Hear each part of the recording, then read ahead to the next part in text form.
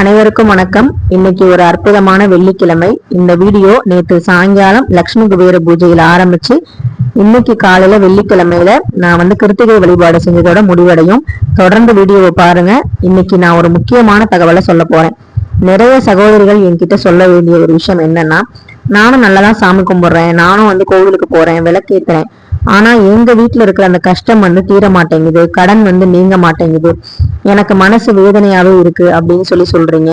அதுக்கான விடை இந்த வீடியோல இருக்கும். அதுக்கு காரணம் நீங்களா இல்ல உங்க வீட்டுல இருக்கிற நபரா அப்படிங்கறதான் இந்த வீடியோல பார்க்க போறோம். எல்லா பெண்களுமே நினைக்கிறது என்ன அப்படின்னா, நம்ம வீடு நல்லா இருக்கணும், நம்ம குடும்பம் நல்லா இருக்கணும், எல்லாரும் நல்லா சாப்பிடணும்னு சொல்லிதான் பார்த்து செய்வாங்க. ஒரு சில பெண்களை விட்டுருங்க. இந்த காலகட்டத்துல சில பெண்கள் அப்படி இருக்கிறாங்களான்னு கேட்டா அதெல்லாம் பாத்தீங்கன்னா நெகட்டிவான பெண்களை பத்தி நம்ம பேச வேணாம். பாசிட்டிவா நிறைய பெண்கள் இருக்காங்க.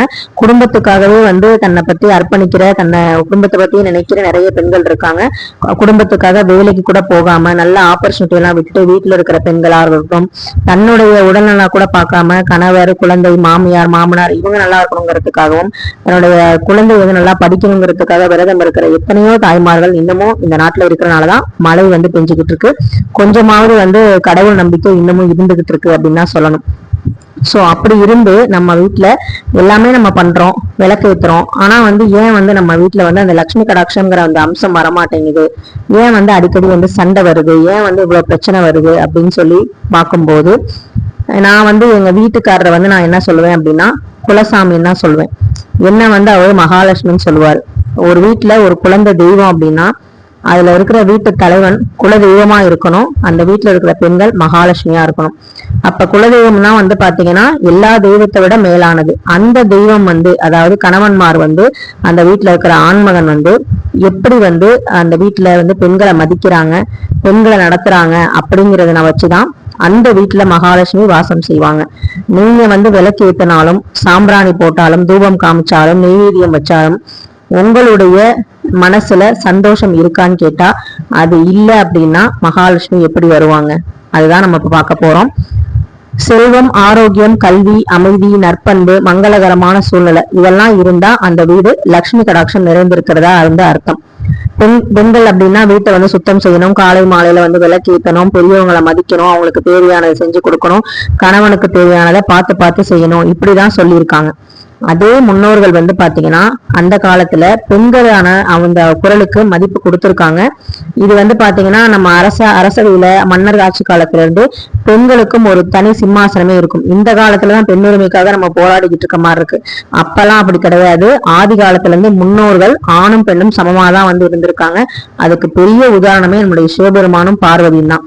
கடவுளும் நமக்கு சொல்லி கொடுத்தது ஆணும் பெண்ணும் சரிசமம் தான். ஆனா இடைப்பட்ட காலத்துல நாகரிகம்ங்கிற வளர்ந்து வர பேர்ல நிறைய விஷயங்கள் மாறி போச்சு.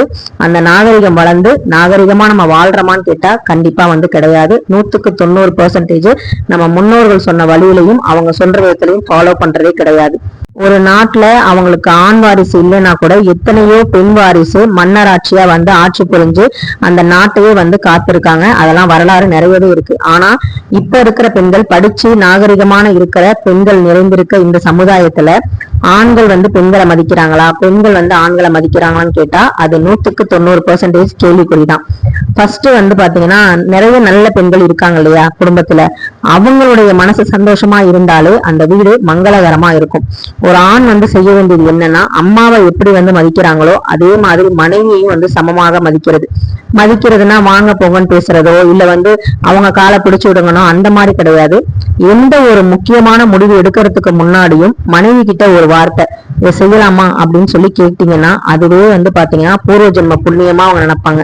இந்த மாதிரி ஒரு கணவர் கிடைக்க நான் கொடுத்து வச்சிருக்கணும், ஏன்னாலும் என் கணவர் என்கிட்ட கேட்டுதான் பண்ணுவாருங்கிற ஒரு கர்வத்தோட பெண் வாழும்போது அவளை எந்த ஒரு கவலையும் பாத்தீங்கன்னா ஆட்டி படைக்காது. எந்த ஒரு சோதனை வந்தாலும் அதை கடந்து போயிடுவா. ஒரு பழமொழி சொல்லுவாங்க இல்லையா, கொண்டவன் கூட இருந்தா கூரை ஏறி கூட சண்டை போடலான்னு. கொண்டவன் அதாவது நம்மளை கட்டிக்கிட்டவர் நம்ம கிட்ட ரொம்ப சப்போர்ட்டிவா அன்பா இருந்தாரு அப்படின்னா நம்ம யார வேணா எதிர்க்கிற தைரியம் நமக்கு வந்துரும் அப்படிங்கறதுதான் அதனுடைய அர்த்தம். அதே மாதிரி சம்பாதிக்கிற பணத்தை வீட்டுல உள்ள பெண்களோ, அது அம்மாவோ, மனைவியோ, அக்காவோ, தங்கையோ, யார் உங்க வீட்டுல பெண்கள் இருக்காங்களோ அவங்க கிட்ட அந்த பணத்தை கொடுத்து திரும்ப வாங்குறது அப்படிங்கிறது மகாலட்சுமி கிட்டயே நீங்க வாங்குறதா அர்த்தம். சோ அந்த மாதிரி நீங்க கொடுத்து வாங்கும் போது அவங்க அவங்களுக்கு அடுத்த கட்ட சந்தோஷத்தை நீங்க கொடுக்குறீங்க. என்னோட கணவர் வந்து சம்பாதிக்கிற பணத்தை என்கிட்ட வந்து கொடுக்குறாரு, என் பையன் வந்து கொடுத்துட்டு என்கிட்ட வந்து வாங்கிட்டு போவான் அப்படிங்கிறது, அந்த பணத்தை அவங்க வச்சுக்கிறது நோக்கத்தோட வாங்க மாட்டாங்க. அந்த பணத்தை நீங்க கொடுத்து வாங்கும் போது நம்மள ஒரு மனுஷனா மதிக்கிறாங்க இந்த வீட்டுல அப்படின்னு அவங்களுக்கு ஒரு எண்ணம் வரும் இல்லையா? அந்த இடத்துல மகாலட்சுமி வாசம் செய்வாள். தினமும் நீங்க பூ வாங்கி கொடுக்க முடியாட்டியும் வாரத்துல 2 நாள் வெள்ளி செவ்வாயாவது உங்க கையால மனைவிக்கு பூ வாங்கி கொடுத்து இதை வச்சுக்கோ, எப்பவுமே தலை நிறைய பூவோட இரு அப்படின்னு சொல்லி கொடுத்துட்டு முடிஞ்சா அந்த பூவை நீங்க வச்சு விட்டு பாருங்க. அந்த மகாலட்சுமிக்கு பிடிச்ச மல்லிகை பூவை உங்க மனைவிக்கு வாங்கி கொடுக்கும் போது உங்க மனைவியோட ரூபத்துல நீங்க மகாலட்சுமிய கண்டிப்பா பாப்பீங்க. ஏன்னா இது வந்து பாத்தீங்கன்னா என் கணவர் வந்து தினமும் செய்யறது. நான் கூட ஆரம்பத்துல ஏங்க டெய்லி பூ வாங்கிட்டு வருவீங்கன்னு, ஆனா இப்ப ஒரு நாள் வாங்காட்டி கூட ஏன் வாங்கலன்னு சொல்லி நானே வந்து கேட்கிறேன். அப்ப என் மேல பாசம் குறைஞ்சிருச்சா அப்படின்னு சொல்லி சண்டை போடுவேன். சோ அந்த மாதிரி ஒரு அன்பை அதிகரிக்கக்கூடிய ஒரு விஷயம் தான் இந்த பூ வாங்கி கொடுக்கறது. சந்தோஷமா மனசு இருக்கும் போது மகாலட்சுமி அங்க ஓடோடி வந்துருவாங்க. தினமும் ஒரு முறையாவது ஒரு வேலையாவது குடும்பத்தோட எல்லாரும் ஒன்னா உட்காந்து சாப்பிட்டு ஜாலியா பேசிக்கிட்டு ஒருத்தருக்கு ஒருத்தர் பிடிச்ச விஷயங்களை அந்த உணவை வந்து ஊட்டிக்கிட்டு கூட நம்ம வந்து சாப்பிடலாம். இது வந்து பாத்தீங்கன்னா ஒரு நல்ல ஒரு அந்யோன்யத்தை வந்து அதிகரிக்கும்.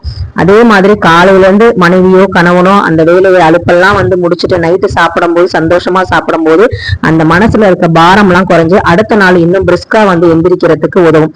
அப்படி பிரிஸ்கா எந்திரிச்சு கணவனும் மனைவியும் வேலை பாக்குறாங்க, சுறுசுறுப்பா அந்த வீட்டுல இருக்காங்க அப்படின்னாலே மகாலட்சுமி தாய்க்கு வேற என்ன வாசல் ஓடோடி வந்துட மாட்டாங்களா? அதே மாதிரி வெளியில போற கணவனுக்கு விபூதி வச்சு விடுறது, அதே மாதிரி வெளியில போகும்போது மனைவிக்கு குங்குமம் வச்சுட்டு போறது அப்படிங்கிறது ஒரு நம்பிக்கைய ஒரு வாக்குறுதியை கொடுத்துட்டு போற மாதிரி.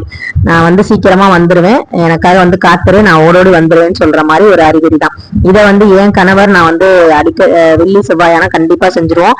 மற்ற நாட்களையும் செய்வோம். ஆனா வெள்ளி செவ்வாய் நீங்க பாத்துருப்பீங்க வீடியோல கூட, நான் வந்து ஆசீர்வாதம் வாங்கிட்டு அவர்கிட்ட குங்குமம் வந்து வச்சுக்குவேன். இது வந்து பாத்தீங்கன்னா எங்களோட அன்பை வந்து இன்னமும் அதிகரிக்கும். அன்பு எங்கெல்லாம் இருக்கோ அங்கெல்லாம் வந்து தெய்வம் கண்டிப்பா இருப்பாங்க. உடல்நிலை சரியில்லாத போது கணவன் வந்து மனைவிக்கு வந்து ஏதாவது ஒரு வகையில உதவி பண்றது, ஒரு டீ கூட வச்சு தர்றது அப்படிங்கும் போது அந்த மனைவிக்கு எவ்வளவுதான் வந்து உடல் சோர்வா இருந்தாலுமே கணவன் வந்து ஏதாவது ஒரு விஷயம் செஞ்சுட்டு ஒரு தைலம் தேய்ச்சி விட்டா கூட மனைவிக்கு அவ்வளவு சந்தோஷமா இருக்கும், உடலும் சீக்கிரமா தேரும். நம்ம காட்டுற ஒரு சின்ன அன்புனால ஒருத்தங்க உடல் நல்லா இருக்கு அப்படின்னா அது எந்த வகையில நம்ம செய்யலாம் அப்படிங்கிறத கணவன்மார்கள் தான் யோசிக்கணும்.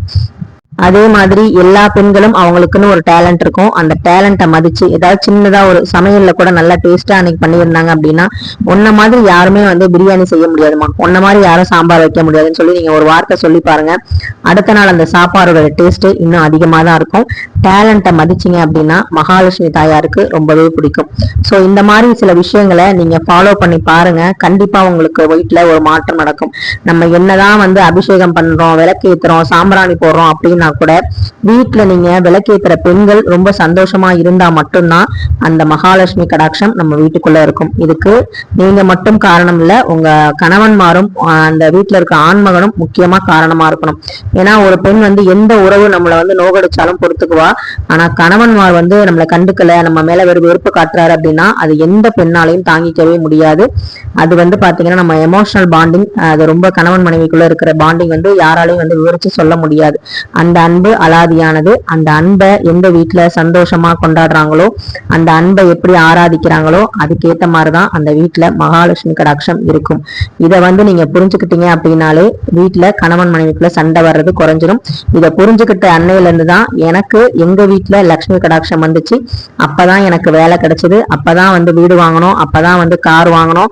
இப்ப எவ்வளவு வந்து சண்டை வந்து குறைஞ்சிருக்கு அப்படின்னு எனக்கே வந்து சில நேரங்கள்ல தோணும். நானே எங்க வீட்டுக்கார்ட்ட சில சமயம் அம்பளப்பேன், சண்டை போட்டு ரொம்ப நாள் ஆச்சு, சண்டை போடுவோமா அப்படின்னு சொல்லி கேட்கிற அளவுக்கு வந்து இப்ப இருக்கு.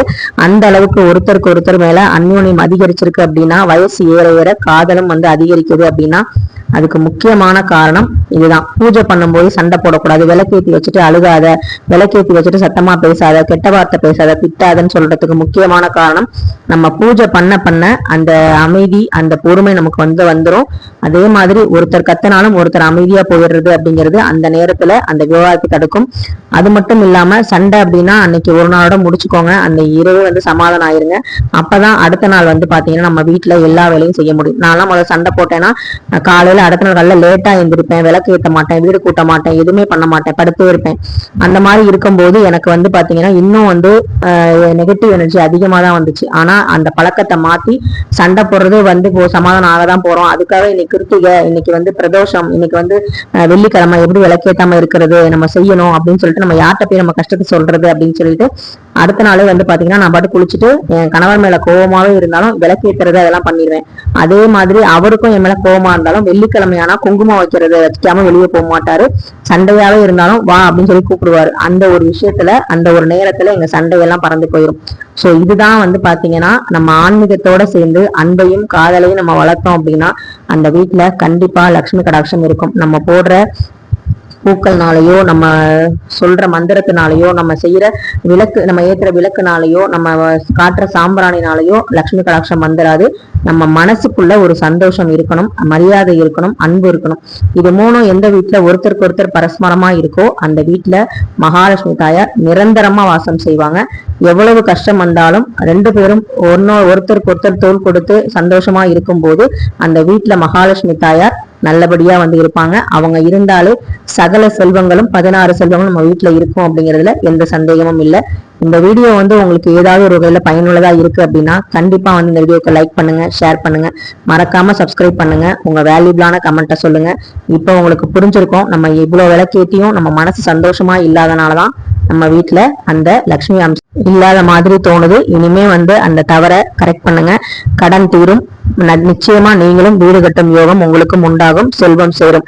இன்னைக்கு ஒரு சப்ஸ்கிரைபர் சகோதரி நமக்கு கமெண்ட் பண்ணியிருந்தாங்க, சிறுவாபுரி முருகனுடைய பதிகத்தை படிச்சு பிரம்ம முகூர்த்த பூஜை எல்லாம் செஞ்சு நல்லபடியா வேண்டுனேன், உங்களுடைய வார்த்தை வந்து பழிச்சு விட்டது, முருகனுடைய அருளால நாங்க நல்லபடியா வந்து வீடு கட்டிட்டோம், நானும் இன்னும் சிறுவாபுரி போனதே இல்லை, கண்டிப்பா ஒரு நாள் போவேன், இந்த பிரபஞ்சத்திற்கும் நன்றி அப்படின்னு சொல்லியிருந்தாங்க. ரொம்பவே சந்தோஷமா இருக்கு. நம்பிக்கையோட செய்யுங்க, எல்லாமே நல்லபடியா இருக்கும். முக்கியமா வீட்டுல சந்தோஷத்தை பெருக்கிறதுக்கு என்ன வழி